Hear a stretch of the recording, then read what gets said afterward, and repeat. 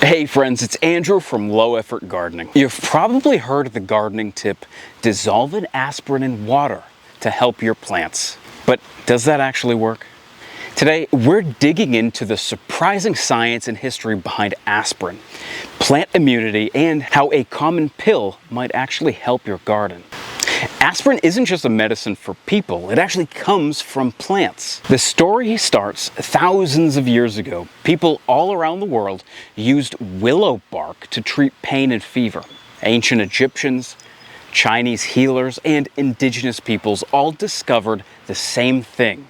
Willow bark works. In the 1800s, chemists figured out why. Willow bark contains salicin, which the body converts into an acid form, the same compound that became the foundation for modern aspirin.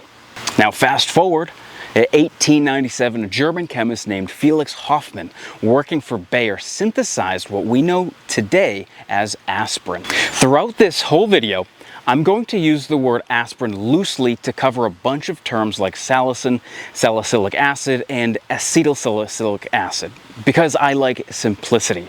Nothing turns my brain off faster than hearing something like phenolic, phytochromic, mediated, systemic acquired, resistance, signaling, pathways, strung together like it's supposed to mean anything to normal people. And I'm pretty sure Bayer doesn't mind me saying aspirin a whole bunch of times. Here's where it gets really interesting. Aspirin isn't just for headaches. It's actually part of how plants defend themselves. Plants naturally produce a compound related to aspirin whenever they're under stress. This could be from disease, pest attacks, drought, injury, or even harsh weather. When one part of the plant gets attacked, say a leaf infected with mildew, the plant starts producing it at that site, but it doesn't stop there. That chemical gets sent through the plant's internal highway system, moving through its veins, so to speak, to warn the rest of the plant. Once the signal reaches other leaves and stems, those parts start flipping switches. The plant begins pumping out defensive compounds like antifungals, antimicrobial chemicals. It can also strengthen its own cell walls, making it harder for pests or pathogens to break in.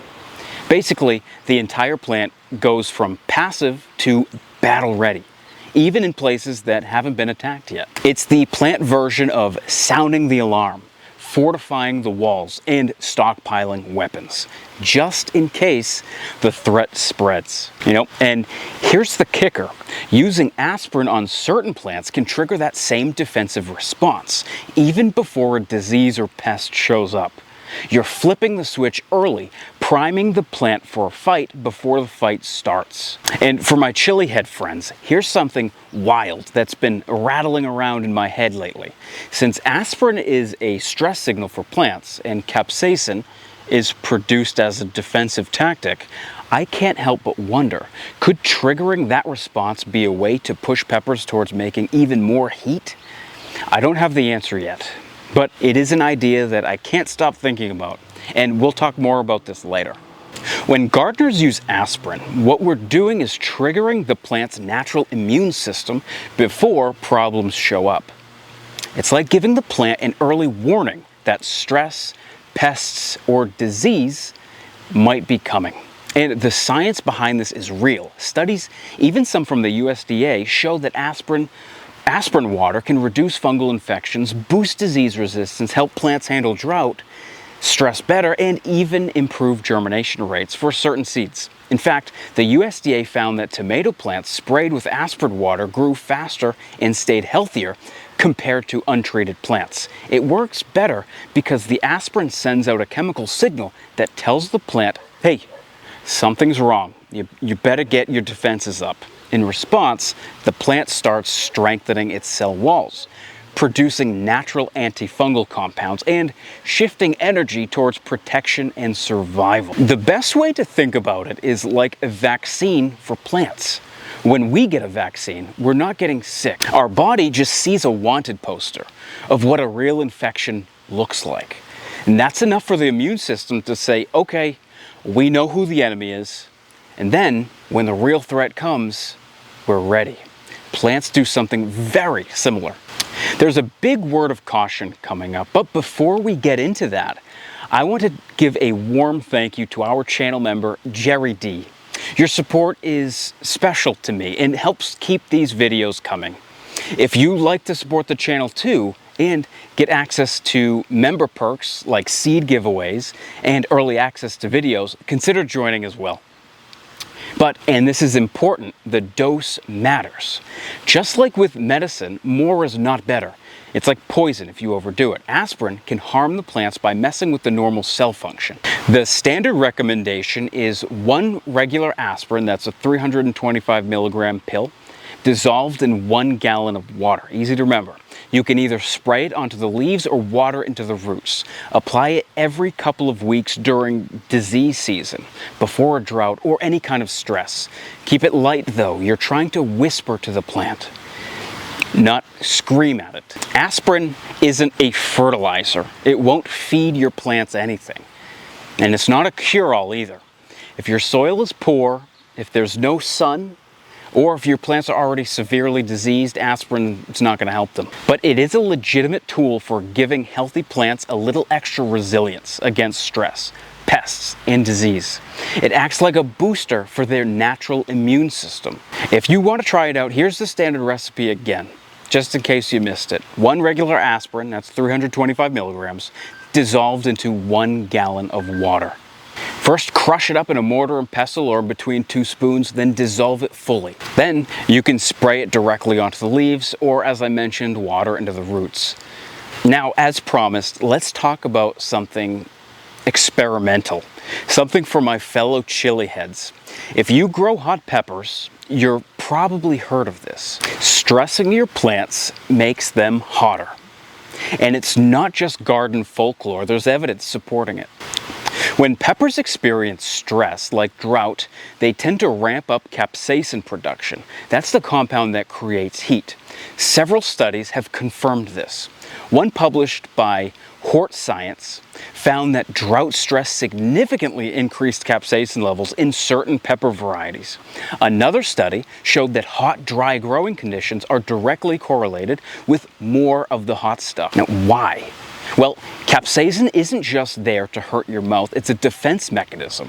It discourages mammals from eating the fruit while still allowing birds who don't feel the burn to spread the seeds. When a plant feels threatened, whether by heat, drought, pest, or pressure, anything, it tends to double down on this chemical defense. But there is a downside. Intentionally stressing your plants by withholding water can absolutely reduce your yield. Less water means smaller plants, smaller fruits, and sometimes fewer fruits overall. Plus, a severely stressed plant is more vulnerable to disease and can even abort fruit if the stress gets too intense. And this brings me to a thought, an idea I've been chewing on for a while. What if there's a way to trigger that defense response without torturing the plant? Aspirin might be that tool. When you give a plant aspirin, you're activating its natural immune system. The plant senses this is a warning signal and starts producing defensive compounds. And we already know that means things like antifungal chemicals, stronger cell walls, and stress response proteins. But here's the question. Could capsaicin be a part of that chemical defense ramp up? If drought stress does it, and aspirin triggers the plant stress signaling pathways, it's not a wild leap to think that it might nudge the plant toward higher heat levels in its fruit without compromising fruit size or overall plant health. There's not a formal study on aspirin and pepper heat, at least not yet, or not that I know of, but we do know that aspirin influences a wide array of plant secondary metabolites. And in many plants, those metabolites include alkaloids just like capsaicin. So here's the potential upside. Instead of cutting back water and risking poor yields, gardeners and growers could experiment with a foliar spray or of aspirin during the fruit maturation phase. The plant perceives stress chemically, activates its defenses, but still has access to water and nutrients, keeping the fruits big, juicy, and healthy. Will it work? I have no idea. But it's the kind of experiment that I love because whether it's a massive success or a learning moment, you walk away a better gardener either way. If you liked this Pills for Thrills section, comment fire so I know to include more pepper talk into future videos. So, does aspirin really help plants? Yes, but it's not magic. It works by mimicking a natural compound that plants already use to defend themselves. It's a fascinating crossover between plant biology and human medicine, all from a simple pill that started with a willow tree. If you found this video helpful, hit subscribe, give it a thumbs up, and check out my video on if peas and beans really help your soil. The short answer is not always. I'm Andrew from Low Effort Gardening. Thanks for watching, and I'll see you on the next one.